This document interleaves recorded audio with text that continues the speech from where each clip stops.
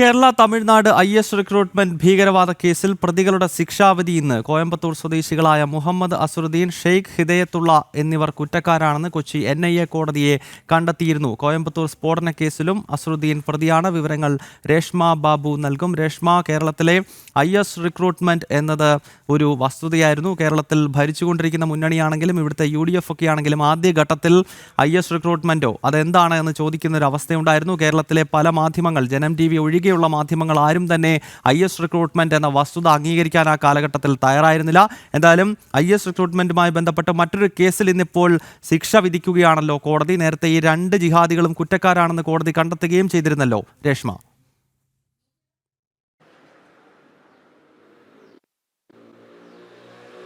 അതെ ഗൗതം, അതായത് കേരള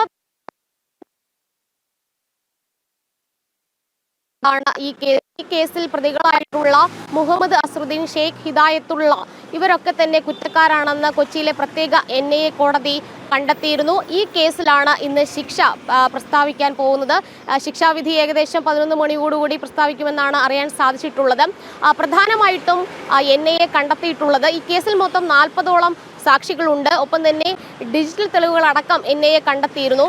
ഈ ഭീകരവാദ സംഘടനയിൽ ചേർന്നുകൊണ്ട് യുവാക്കളെ ഈ സിറിയയിലേക്ക് കടത്തുവാനായിട്ടുള്ള ശ്രമങ്ങൾ പ്രതികളുടെ നേതൃത്വത്തിൽ നടത്തിയിരുന്നു. സമൂഹ മാധ്യമം വഴി ഭീകരവാദ ആശയങ്ങൾ പ്രചരിപ്പിച്ചു. അതുകൂടാതെ തന്നെ രഹസ്യ യോഗങ്ങൾ സംഘടിപ്പിക്കപ്പെട്ടു. ഇതടക്കമുള്ള കുറ്റങ്ങളായിരുന്നു ചാർത്തിയത്. അതുകൂടാതെ തന്നെ ഇതുമായി ബന്ധപ്പെട്ട് അനവധി തെളിവുകൾ അന്വേഷണ സംഘത്തിന് ലഭിക്കുകയും ചെയ്തിരുന്നു. 2013 മുതൽ തന്നെ മുഹമ്മദ് അസറുദ്ദീൻ ഇതുമായി ബന്ധപ്പെട്ടുള്ള എല്ലാ ശ്രമങ്ങളും നീക്കങ്ങളും നടത്തിയിരുന്നു എന്നാണ് NIAയുടെ കണ്ടെത്തൽ. അത് മാത്രമല്ല 2016-17 കാലഘട്ടത്തിൽ ഈ സമൂഹ മാധ്യമം വഴി ഇത്തരത്തിൽ റിക്രൂട്ട് ചെയ്യാനായിട്ട് യുവാക്കളെ തേടിപ്പിടിക്കുന്ന ഒരു സാഹചര്യം, ഈ ഭീകരവാദ ആശയങ്ങൾ IS ആശയങ്ങൾ പ്രചരിപ്പിക്കാനായിട്ടുള്ള നടപടികളെങ്കിൽ ശ്രമങ്ങൾ, ഇതൊക്കെ തന്നെ ഈ രണ്ട് പ്രതികളുടെ നേതൃത്വത്തിൽ നടന്നിരുന്നു. ഇത് ഡിജിറ്റൽ തെളിവുകളാണ് ഇക്കാര്യത്തിൽ കണ്ടെത്തിയിട്ടുള്ളത്. അതുകൂടാതെ തന്നെ ഈ കോയമ്പത്തൂർ കാർ സ്ഫോടന കേസിൽ ഈ പ്രതി കൂടിയാണ് മുഹമ്മദ് അസറുദ്ദീൻ.